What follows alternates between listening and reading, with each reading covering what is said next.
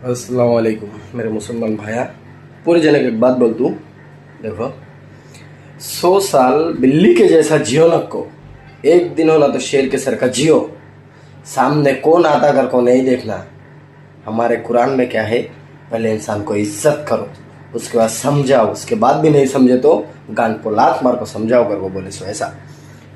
और मुझे का तो बहुत थ्रेड आ रहा, तू आ, तुझे दिखा, तू ये कर, तू वो कर, तू आ रहा हूँ मैं। क्या तभी उखाड़ना है तो उखाड़ लियो। पहले ही बोली सो, बिल्ली के सर का 100 साल जीना का तो मुझे आदत नहीं है। शेर के सर का 1 घंटा जीतू, उसके बाद वो पिनोई, उसके बाद दी ಪುನೀತ್ ನೀವು ಯಾರು ಅಂತ ನಿನ್ನ ನೋಡ್ಕೊಂತೀವಿ ನಮ್ಮ ಮಗನೇ.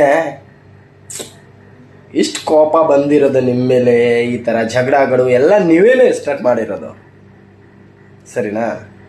ನೀವು ಯಾರು ನಾವು ಯಾರು ಅಂತ ಅದು ಏನೋ ಇಂಪಾರ್ಟೆಂಟ್ ಅಲ್ವಾ? ಹಿಂದೂ ಮುಸ್ಲಿಮ್ ಏನೋ ಇಂಪಾರ್ಟೆಂಟ್ ಅಲ್ವಾ? ನಾವು ಏನು ಕೆಲಸ ಮಾಡ್ತಾ ಇರೋದ್ರಿ ಅದೇ ಇರೋದು ಮೇಯ್ನ್ ಇಂಪಾರ್ಟೆಂಟ್. ಏನೀಗ ಹಿಂದೂ ಮುಸ್ಲಿಮ್ ಜೊತೆ ಲಫ್ಸ ಮಾಡ್ಕೊಂಡು ಏನು ಸಿಕ್ತೋ ನಿಮಗೆ? ಯಾರು ಇದು ಎಲ್ಲ ಹೇಳ್ಕೊಟ್ಟಿರೋದು ಅಂತ ನಿಮಗೆ ನೀವು ಹೇಳೋ. ಸೈಲೆಂಟಾಗಿ ಇರೋ. ಯಾಕಪ್ಪ ಮರ್ಯಾದೆ ಕೊಟ್ಟಿದ್ದೀನಿ, ನೀವು ಮಾತು ಕೇಳಲಿಲ್ಲ, ಅದಕ್ಕೆ ಈ ಥರ ಕಟ್ ಮಾತುಗಳು ಹೇಳಿರೋದು. ದಯವಿಟ್ಟು ಬೇಜಾರು ಮಾಡ್ಕೊಂಬಿಡಿ, ಇನ್ನೂ ಟೈಮ್ ಇದ್ದಾವೆ. ನಮ್ಮ ಕರ್ನಾಟಕದಲ್ಲಿ ನಾವು ಹಿಂದೂ ಮುಸ್ಲಿಮ್ ಎಲ್ಲರೂ ಅಣ್ಣ ತಮ್ಮನ ಥರ ಇರ್ತೀವಿ. ನಿಮಗೆ ಏನೋ ಬೇರೆ ಪ್ರಾಬ್ಲಮ್ ಅಂದರೆ ಹಿಂದೂ ಆಗಲಿ ಮುಸ್ಲಿಮ್ ಆಗಲಿ ಕ್ರಿಶ್ಚನ್ ಆಗಲಿ ಕರಿ, ನಾವೆಲ್ಲರ ಜೊತೆಯಾಗಿ ಬರ್ತೀವಿ.